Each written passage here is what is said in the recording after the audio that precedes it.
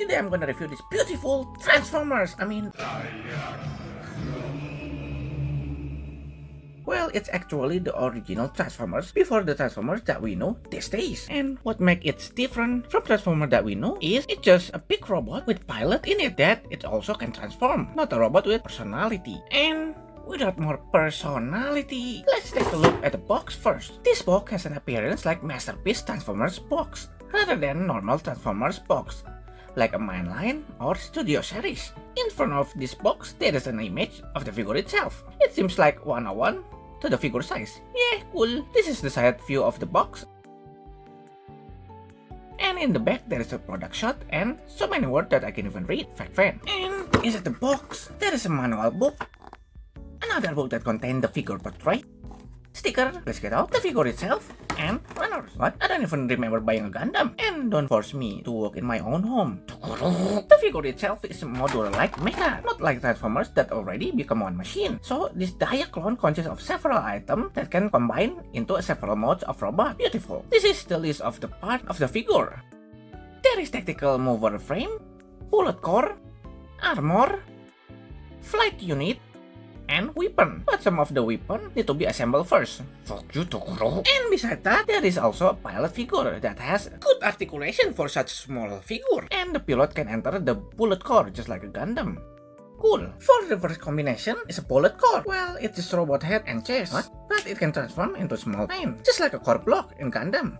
And the next mode is normal mode. This mode is a combination of a bullet core with a tactical mover body and armor pieces. This mode has more articulation than the first one, of course. Leg can move forward, move side to side, the toe can move up and down, the back of the foot can move up and down, the wing can rotate, there is double joint in the knee that can bend more than 90 degrees, the hip can rotate, it can also kick to the front and to the back, and it can split.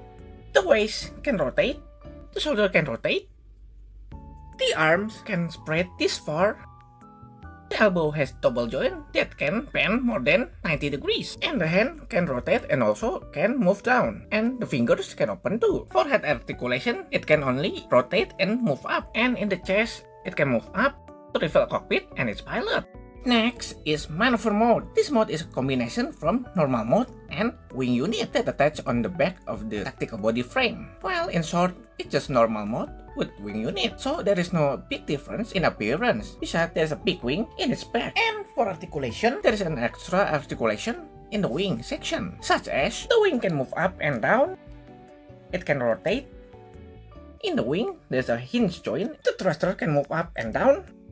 The lower section can move up and down. The lower thruster, it can move up and down. And there is hinge joint in the small wing. So much articulation. Cool. Next, heavy attack mode. Well, I can't see any different from the previous mode. Yeah, it's right, because it's just maneuver mode with different pose. Nothing more. No additional part or anything else. Just different pose. Shucks, Takara. Okay, the next mode is mech mode. What? It just looks like a plane with legs. Looks silly to me, but I believe there is someone out there who loves it. Why? This mode can be accessed through transforming the maneuver mode into this weird-ass jet with a pair of legs. The transformation is not too complex to me, but it's still what the hell mode, Takara! For the next mode, I will revert back to maneuver mode. Why? For the sake of transformation section, of course.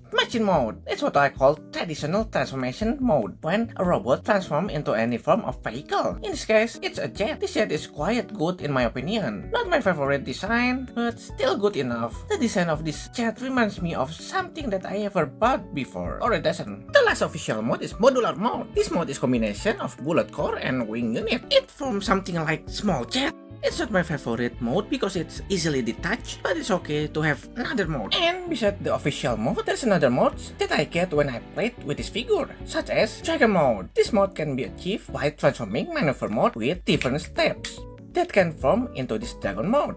It's not a perfect transformation in my opinion, but it's good to have yet another mode. And the second secret mode that I get is small machine mode. This mode can be formed from normal mode with little bit bend here and bend there. Well, basically this mode is normal mode jet form. I like this because it's small, simple, and cool. And the transformation is not as long as the original machine mode. Besides it has several modes, it also has several accessories like swords, sword hanger, gun, and missile pod. It can be placed anywhere that has 3mm hole in it. And what I like about this figure, besides it can transform into so many modes, is of course the joint. It feels so premium, not too loose and not too hard. It's perfect, especially the joint in the tactical mover frame. It's very...